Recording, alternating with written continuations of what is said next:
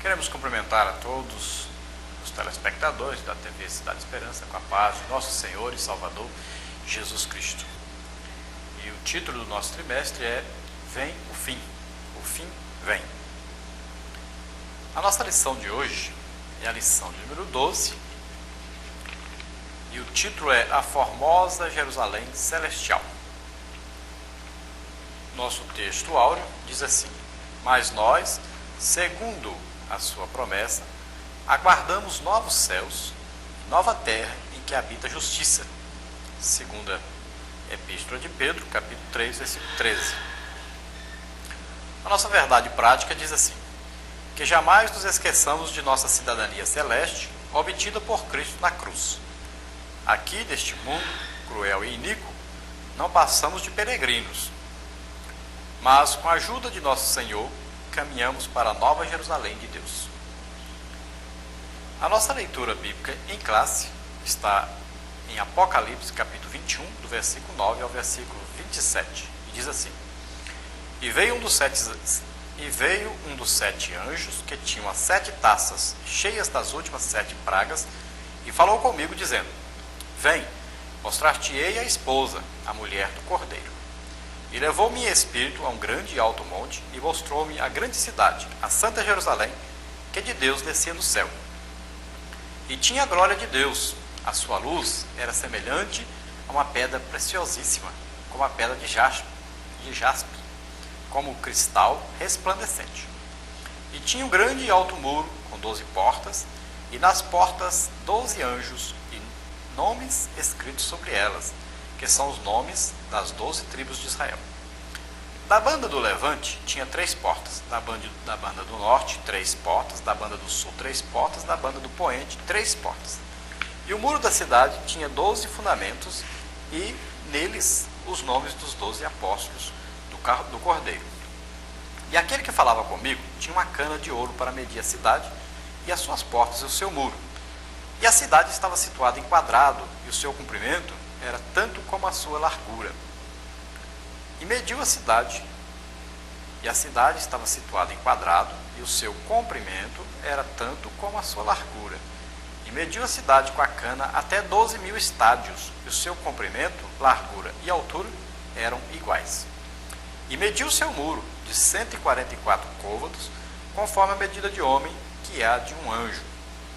E a fábrica do seu muro era de jaspe, e a cidade de ouro puro, semelhante a vidro puro. E os fundamentos do muro da cidade estavam adornados de toda a pedra preciosa. O primeiro fundamento era jaspe, o segundo safira, o terceiro calcedônia, o quarto esmeralda, o quinto sardônica, o sexto sárdio, o sétimo crisólito, o oitavo berilo, o nono topázio, o 10º crisópraso, o 11º jacinto, o 12º ametista. E as 12 portas eram 12 pérolas, cada uma das portas era uma pérola, e a praça da cidade de ouro puro como vidro transparente. E nela não vi templo, porque o seu templo é o Senhor, Deus Todo-Poderoso e o Cordeiro. E a cidade não necessita de sol nem de lua, para que nela resplandeçam, porque a glória de Deus a tem iluminado.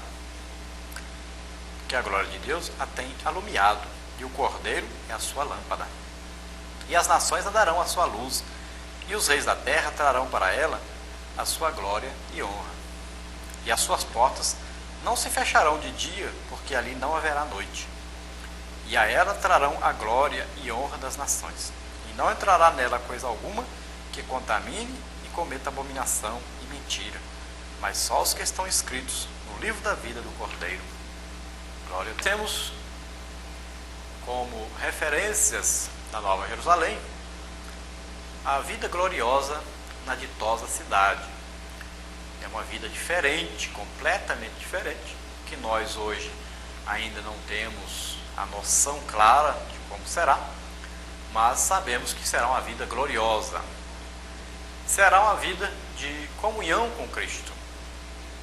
Nós não estaremos mais apenas falando de Cristo e crendo em Cristo sem vê-lo, mas nós estaremos em comunhão com Ele, seremos espirituais como Ele, nós estaremos ali no corpo espiritual e estaremos em sua presença.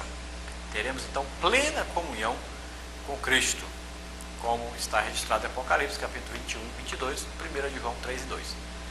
Será também uma vida de plena santidade. Santidade quer dizer separação para Deus, exclusividade para Deus.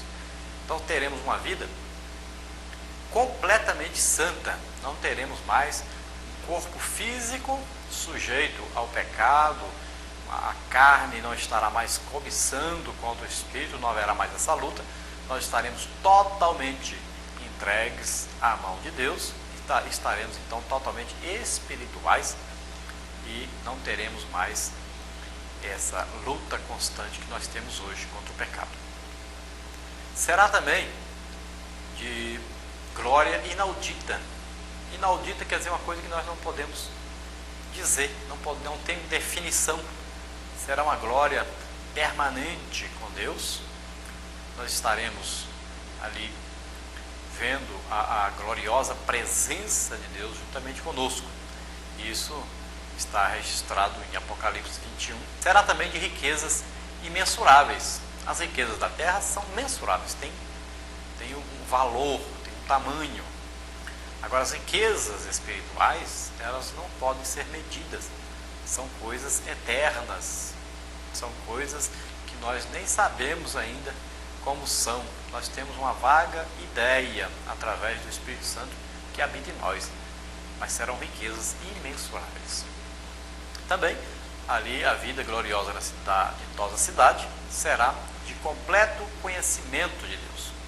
Hoje nós conhecemos em parte, então não vamos conhecer como somos conhecidos, mas conheceremos Deus e teremos uma completa felicidade e alegria de ter revelado para nós a palavra de Deus. Hoje nós temos tantas dúvidas, tanta coisa que nós ainda não compreendemos, mas naquele tempo nós estaremos com Deus e teremos a completa revelação da palavra de Deus, do que é Deus, da vontade de Deus, da santidade de Deus. Nós teremos a completa revelação. Então, isso nós vimos aí em Apocalipse, capítulo 21, versículo 14, e capítulo 22, versículo 4. Também será de infinita adoração. Hoje nós temos momentos de adoração a Deus. Naquele tempo não. Como está escrito em Apocalipse 22, 3, nós teremos aí uma vida eterna de adoração a Deus. Você pode sentir a presença de Deus, às vezes, durante um culto, uma festa, um momento de adoração, e você vê como é bom estar na presença de Deus, como é maravilhoso essa presença gloriosa de Deus, como é bom estar adorando, estar ali aos pés do Senhor. E a palavra adoração tem a ver com isso mesmo, estar aos pés do Senhor. Tem aquele sentido de um cãozinho lambendo o pé do dono, aquele amor, aquela adoração. E esse é o sentido da adoração. Nós estaremos então numa infinita adoração. Teremos todos os dias, todos os tempos, infinitamente poderemos estar adorando a Deus, sentindo essa presença maravilhosa de Deus na nossa vida, juntamente conosco. Será de contemplação da face divina. Então nós podemos contemplar face a face o nosso Deus. Hoje nós sabemos que se o homem contemplar Deus, ver a face de Deus, ele morre, ele não aguenta, ele não suporta. Mas nós teremos um corpo espiritual, celeste, e estaremos então frente a frente com Deus, veremos face a face. É claro que espiritualmente nós não podemos imaginar materialmente, não é um corpo como o nosso, mas espiritual. Também será de incomensurável governo. Então esse governo de Deus, de Cristo sobre nós, será uma coisa que não tem medida, não tem na terra nenhum outro exemplo de como é o governo de Deus. Não existe possibilidade de nós imaginarmos como será o governo de Cristo. Será semelhante ao governo de fulano ou de fulano? Não tem comparação. É um governo santo, justo, próspero, espiritual, de coisas eternas. Então, será também. Apocalipse 22, 5 fala sobre isso. Bom, como será maravilhoso Imagine como será maravilhoso morar na maior e melhor cidade que existe, andar por aquelas ruas de puro ouro e cristal, nos encontrarmos com vizinhos como Abraão, João, Paulo. Já pensou? Estar frente a frente com Jesus, poder abraçá-lo, ouvindo, chamando por nós, pelo nosso nome. É maravilhoso. Podemos ver até através de João suas palavras, lá em 1 João capítulo 1, versículo 1, ele dizendo que ele estava admirado, porque ele tocou, ele abraçou, ele conversou, ele comeu junto, ele esteve junto com a palavra da vida, com o autor da vida. Era Deus mesmo ali, e eles não sabiam, não tinham um conhecimento como nós temos, conhecimento espiritual, como nós teremos, mas ele estava ali com Deus. Que coisa maravilhosa.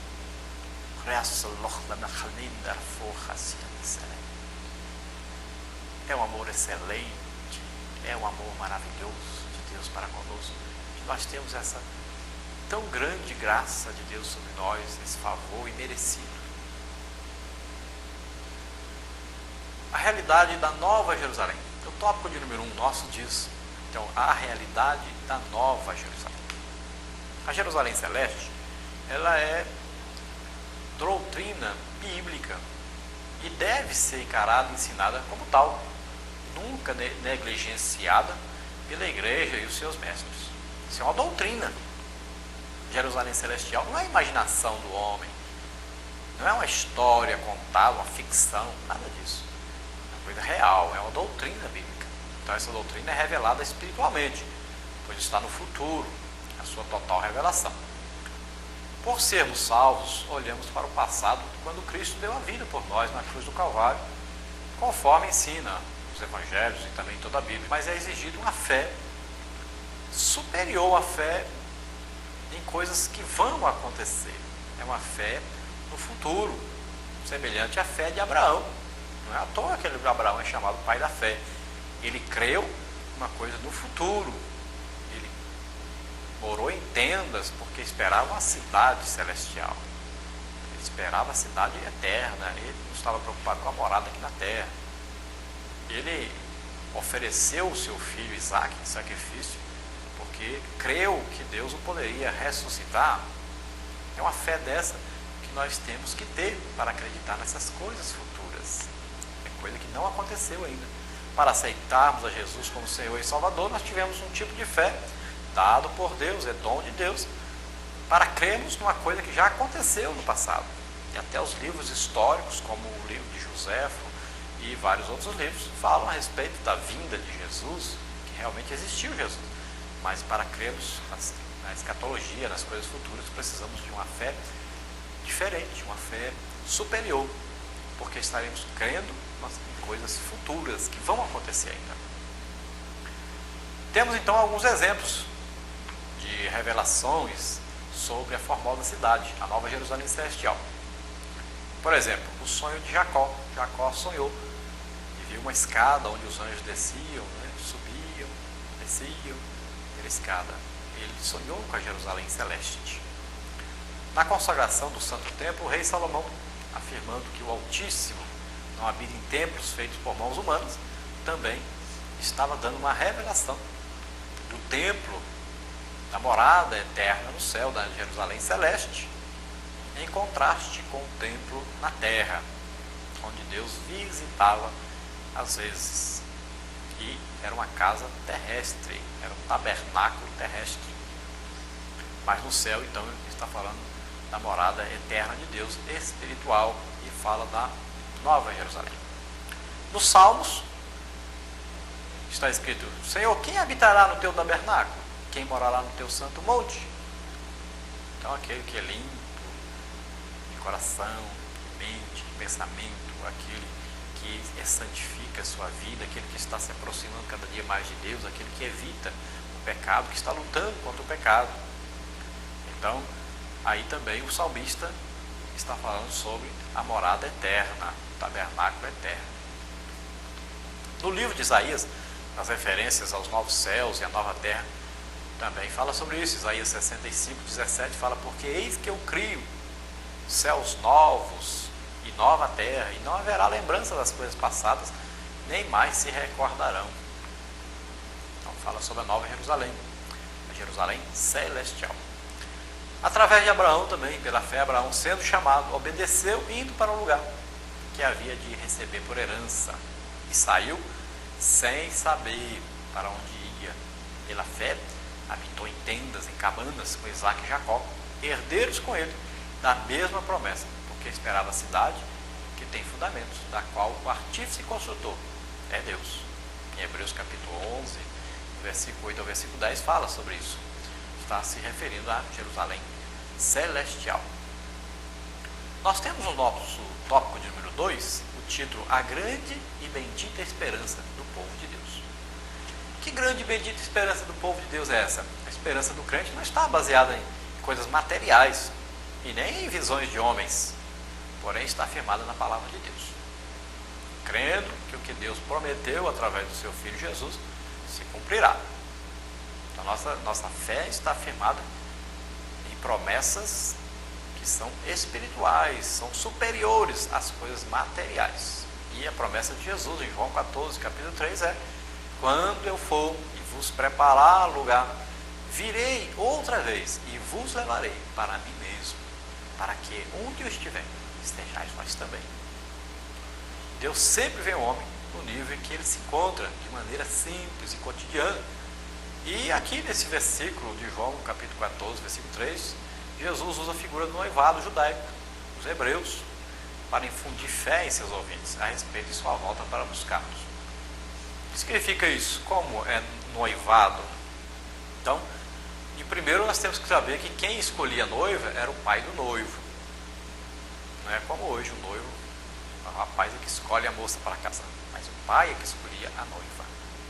Você pode ver isso em Gênesis capítulo 24, versículo 2 ao versículo 4. E você pode comparar com Romanos capítulo 8, versículo 29, onde Deus nos escolhe para seu Filho. Então ele escolheu a cada um de nós. E Jesus ainda fala: não fostes vós que me escolhestes, mas eu escolhi a vós. E Deus então, ele escolhe, ele separa através do seu chamamento para a salvação. Nós é que temos que corresponder como noiva de Cristo. O costume era que a escolhida fosse a filha mais velha. Você pode ver isso. Em Gênesis 29, versículo 24 a 26, fala sobre isso. Mas se a mesma fosse a mais velha, mas fosse maior de idade, acima de 18 anos, ela poderia aceitar ou não o noivo. O pai arranjava o casamento, mas a noiva, se ela fosse de maior, ela poderia dizer: não, eu não quero, passa para a irmã mais nova. Né? Então você pode comparar isso com João capítulo 1, do versículo 11 ao versículo 12, onde Jesus veio para Israel. Israel, a filha mais velha, que tinha todo o direito ao noivo, estava esperando o noivo, mas acontece que o noivo chegou e eles não o receberam como noivo, não receberam o Messias enviado por Deus. E lá a palavra de Deus então diz: mas estes não o receberam. Assim Jesus escolheu a nós, né? Deus escolheu a nós como a noiva de Cristo, gentios, filhos mais novos, que não eram os escolhidos para sermos sua noiva, a noiva de Cristo, né? Mas nos tornamos a noiva de Cristo, a igreja, formada por todos os salvos. No noivado, o noivo também ia à casa da noiva para cear e confirmar o compromisso. Em Gênesis 24, 54 fala sobre isso. E você pode comparar com Mateus 22, 14 a 20, onde Jesus vem à nossa casa, ao mundo, e ceia conosco, representado ali essa ceia, na ceia que ele ceou com os apóstolos. Veja que Jesus estava no céu, veio ao mundo, se tornou homem como nós, e na ceia que ele fez com os apóstolos, na última ceia, estava ali o noivo, Jesus, e estava a noiva de Cristo, que é a igreja representada ali nos apóstolos. Então fizeram uma aliança, uma ceia. E o noivo, ele deixava com o pai da noiva sempre deixava um penhor, prova de que ele ia voltar para buscar a noiva. É como você pegar um bracelete de ouro, levar na Caixa Econômica e penhorar. Você recebe um dinheiro e o dinheiro é sempre menos do que o valor do bracelete. Você vai ter que voltar para buscar o bracelete, aí você vai ter que devolver o dinheiro que pegou emprestado para levar o bracelete. Assim também é o costume. O noivo vinha, deixava um pendente de ouro, alguma coisa de valor, e ia para a casa do seu pai para construir uma casa ao lado da casa do seu pai, e ele voltava depois para buscar a noiva. O bracelete ou o pendente de ouro, alguma coisa de valor, ficava como prova, como penhor de que ele ia voltar. Então, o noivo deixava o penhor como prova. Você pode ver isso em Gênesis 24, 53, você pode comparar com Efésios, capítulo 1, versículo 13 ao versículo 14, onde o Espírito Santo nos é dado como penhor e prova de que o Senhor voltará para nos buscar. 2 Tessalonicenses, capítulo 2, versículo 7, também fala sobre isso. Então veja bem, o Espírito Santo, que Deus tinha de maior valor, que Jesus tinha de maior valor, ele disse: olha, eu não vos deixarei órfãos, mas eu vou enviar outro Consolador, o Espírito Santo, que ficará convosco para sempre. Ele vos ensinará todas as coisas que eu vos tenho dito, ele vos consolará, ele estará convosco todo o tempo. Ele é o seu professor, ele vai ensinar tudo para você. Então o Espírito Santo está aqui como penhor. Depois, a noiva era comprada por preço de ouro. Gênesis 24, 47. Compare com 1 Coríntios 6, 19 a 20.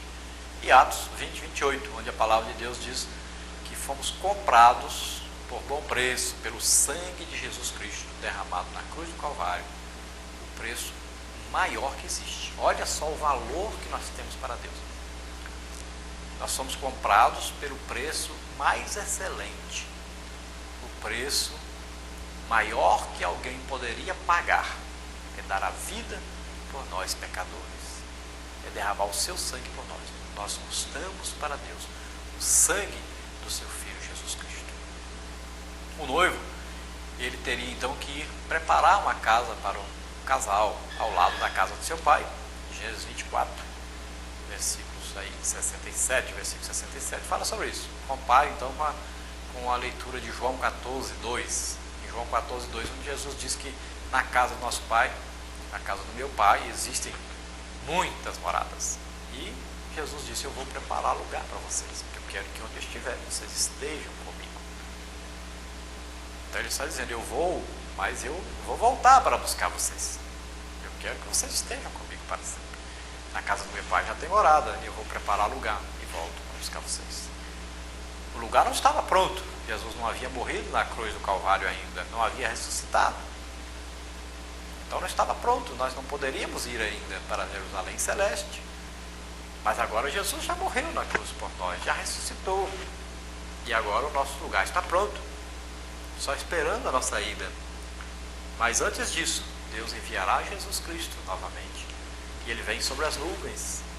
E nessa hora nós seremos arrebatados, seremos transformados em corpos espirituais, corpos celestes. E seremos levados até as alturas, sobre as nuvens. E estaremos para sempre com o Senhor. Então, o noivo vem buscar a noiva. Nós, então, como noiva de Cristo, como a igreja de Jesus Cristo, estaremos para sempre com Ele.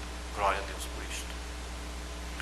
O nosso tópico de número 3, ele tem como título: o que é a Nova Jerusalém? Então, para se conhecer a Nova Jerusalém, vamos conhecer um pouco da Jerusalém de hoje. A Jerusalém de hoje é a cidade sagrada do judaísmo, do cristianismo, do islamismo, as três maiores religiões, né, do mundo. Aí estão, principalmente as duas maiores, o cristianismo e o islamismo, estão aí. A atual capital de Israel, situada no Planalto Central da Palestina, e para os cristãos é o cenário de agonia e triunfo do nosso Salvador, Jesus Cristo. Para os muçulmanos, é o destino da viagem mística do profeta Maomé e o local de um dos mais venerados santuários do Islã. Então ali a mesquita de Omar, que está em Jerusalém, que está no local onde antes havia templo. E a quem, a Bíblia diz, a quem vencer, eu o farei coluna no templo do meu Deus, e dele nunca sairá. Escreverei sobre ele o nome do meu Deus, o nome da cidade do meu Deus, a nova Jerusalém, que desce do céu do meu Deus, e também o meu novo nome. Está lá em Apocalipse, capítulo 3, versículo 12, as promessas de Deus para nós. E João também escreve em Apocalipse 21, 2, eu, João, vi a santa cidade, a nova Jerusalém, que de Deus descia do céu, adereçada como uma esposa, ataviada para o seu marido. Então a nova Jerusalém, João viu descendo do céu, preparada para receber, agora não mais a noiva, mas a esposa do Cordeiro, a esposa de Cristo. Então, essas bodas serão realizadas durante a grande tribulação. Enquanto aqui na terra tem a grande tribulação, no céu nós teremos ali o tribunal de Cristo e depois as bodas do Cordeiro, que é a união do noivo com a noiva, o casamento, né, propriamente dito. Depois nós temos lá em Apocalipse 21, 2, falando sobre essa nova Jerusalém. A nova Jerusalém está agora no céu. Você vê em Gálatas 4, 26. Dentro em breve ela descerá à terra, como a cidade de Deus, que Abraão e todos os fiéis esperavam, da qual Deus é o arquiteto e construtor. Você vê em Filipenses capítulo 3, versículo 20, Hebreus 11, 10, 13, 16. Então a nova terra, ela será a sede do governo divino. A nova terra, essa terra vai ser desfeita, tudo aqui vai ser destruído nessa terra. Será feito novo céu, nova terra e a nova Jerusalém. Não será mais essa Jerusalém, mas uma nova Jerusalém, a Jerusalém celestial nessa nova terra. Então a nova terra será a sede do governo divino e ele habitará para sempre com o seu povo. Não haverá somente um novo céu, uma nova terra, mas haverá também uma nova cidade, haverá a nova Jerusalém. Em vez de velha Jerusalém, como Deus levou a Moisés ao cume do Pisga para mostrar-lhe toda a terra de promissão, Deuteronômio 34, você vê isso. Assim, um dos 7 anjos que tinha 7 taças levou a João a um alto monte para contemplar a nossa terra da promissão, a grande cidade, a Santa Jerusalém, que de Deus descia do céu. Qual a localização? A localização da Nova Jerusalém. Será uma cidade literal, é uma cidade mesmo, literal, que tem fundamentos, em Hebreus 11, 10 fala sobre isso, e não será no céu, mas descerá do céu. Então veja bem, descerá do céu, de onde está Deus, ela desce e vem no espaço, nós não sabemos onde, e ali então os crentes verdadeiros, eles não têm aqui cidade permanente no mundo, mas buscam a futura. Em Hebreus 11, 16 fala isso, nós devemos buscar a cidade futura, a morada futura, a eterna. Veja também João 14, 2 e 3 fala sobre a cidade. Então, já lemos. Note-se que João foi levado para ver a esposa, a mulher do Cordeiro. Isto é, a grande cidade, a Nova Jerusalém. E é evidente, portanto, que a esposa de Cristo é a igreja, os crentes que vão morar na Nova Jerusalém. Quais as dimensões dessa cidade? Se é uma cidade literal, se é realmente uma cidade, então quais as dimensões, quais as medidas? E nós vamos ver lá no versículo 16, Apocalipse, nós vamos ver, e mediu a cidade, e o seu comprimento, largura e altura eram iguais. A Nova Jerusalém é uma cidade em formato de um cubo. Então, 12.000 estádios. A medida da Nova Jerusalém, então, é de 2.223 quilômetros em todas as direções. Todos os 3 sentidos, comprimento, largura, altura, tudo 2.223 quilômetros. E a Nova Jerusalém será um lugar então sublime, porque Cristo habitará ali. Uma tremenda cidade grande, cabe todas as pessoas que já nasceram na terra, todas as pessoas que ainda vão nascer, cabem todas nessa cidade. Deus fez para todos, pena que nem todos vão morar ali. O seu aspecto, como era o aspecto, como é que foi revelado para João para ele ver mais ou menos como era a cidade? Então a Nova Jerusalém terá a glória de Deus, semelhante a uma pedra de jaspe, como um cristal resplandecente. Não será enfumaçada com as cidades da terra. Por causa dessa glória de Deus, o rosto de Moisés brilhou. Cristo, no monte da transfiguração, também resplandeceu como o sol. E Saulo ficou cego, vendo essa luz de Deus, que brilhou sobre ele no caminho que ele ia para Damasco, na Síria. Então veja bem que brilho maravilhoso, que coisas tremendas, né, que nós vamos ver. E tinha então a cidade 12 portas. São as portas que dão entrada à cidade. Sobre essas portas da Nova Jerusalém se encontram escritos os nomes das 12 tribos de Israel. Um símbolo do fato que a salvação vem dos judeus. João capítulo 4, versículo 22. É inegável que a salvação vem dos judeus. Por quê? Porque o povo judeu é o povo que vem de Abraão, do filho de Abraão, Isaque, nascido de um milagre. Não é de um outro filho, porque o outro filho foi nascido natural de Abraão com a escrava. A escrava não herda as promessas de Deus espirituais, mas o filho que nasceu de um milagre, de uma mulher de 90 anos com um homem de 100 anos, né, de Abraão e Sara. Esse filho, Isaque, então, dele veio a nação dos judeus. E Jesus, então, nasceu deste povo. É descendente de judeu, o Jesus que Deus usou. Aquele corpo, aquele Jesus que veio do céu, é Deus, mas ele veio do céu, nasceu como homem e morreu por nós na cruz. Esse Jesus é descendente de judeu. Então a salvação, como diz na Bíblia, a salvação vem dos judeus. Está escrito em João capítulo 4, versículo 22. Então nessa Jerusalém celeste, nela estará o trono de Deus e do Cordeiro. Grande parte da glória e fama de qualquer cidade são os seus templos. Assim também não será na Nova Jerusalém.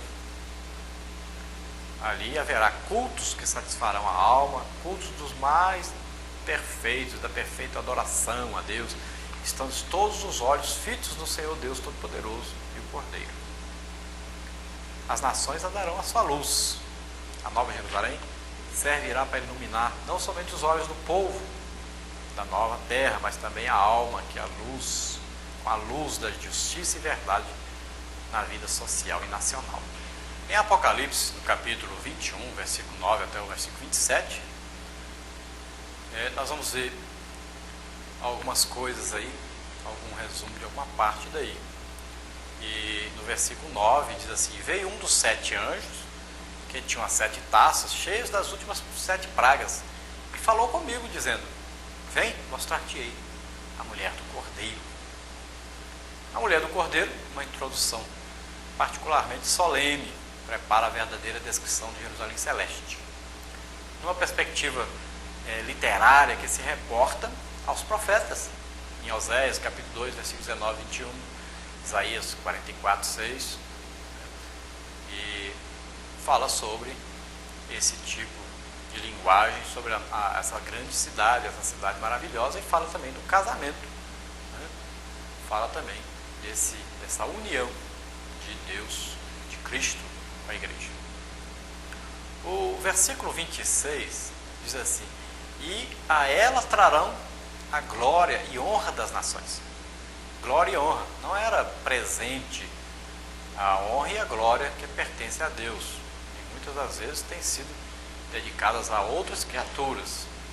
Na era presente, a honra e a glória que pertencem somente a Deus, muitas vezes têm sido dedicados a outras criaturas. Isaías 42, 8 fala sobre isso, Romanos 1, 19. Porém, na cidade do Senhor, isso não acontecerá, pois ali toda a honra, toda a glória, todo o louvor só serão dados a Deus e ao Cordeiro, porque merecem.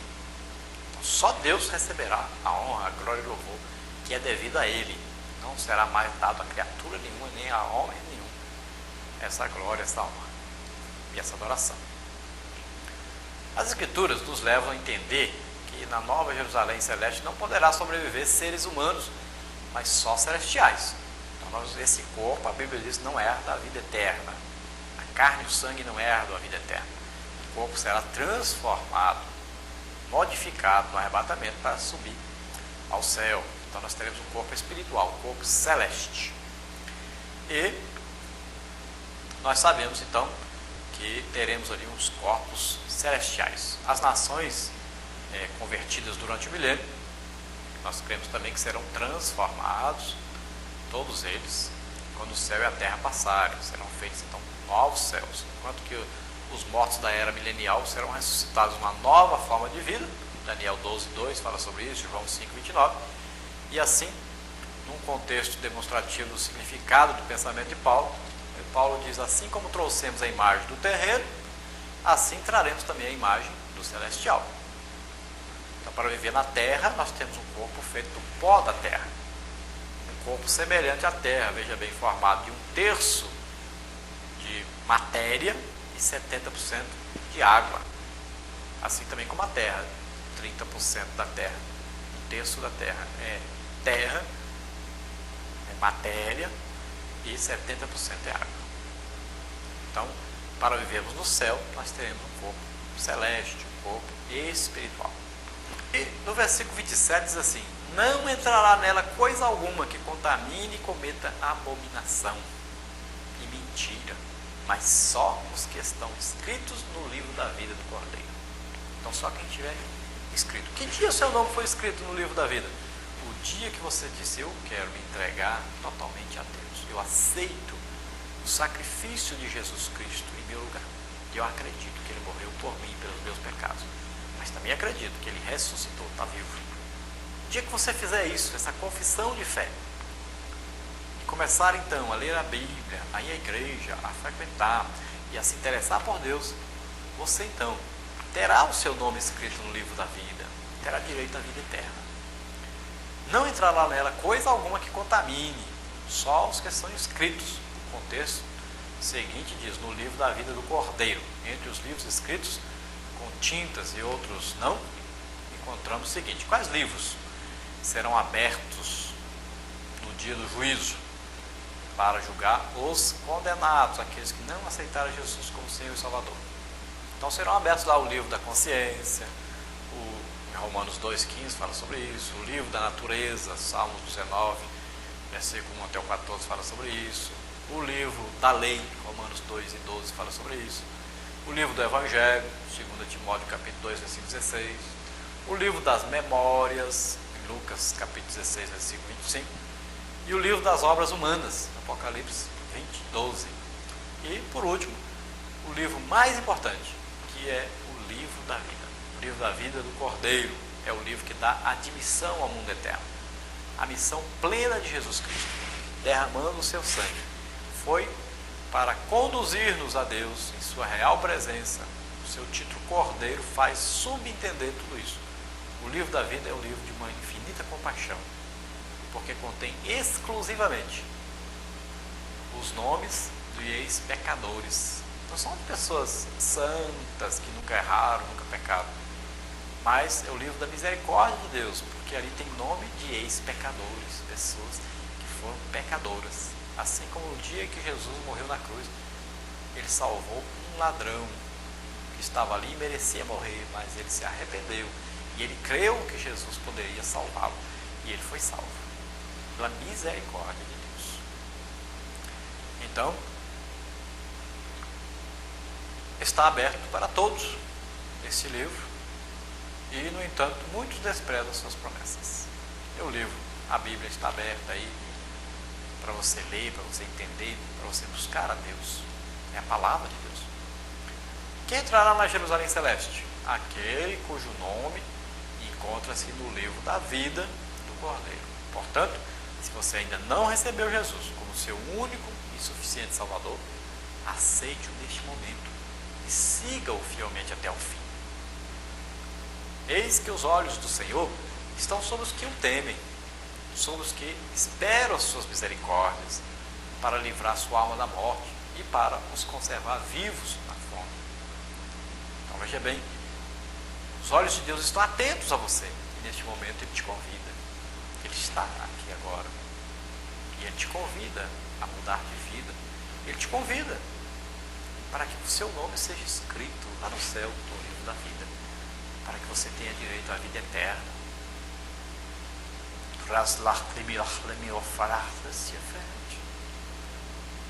Você fará isso neste momento?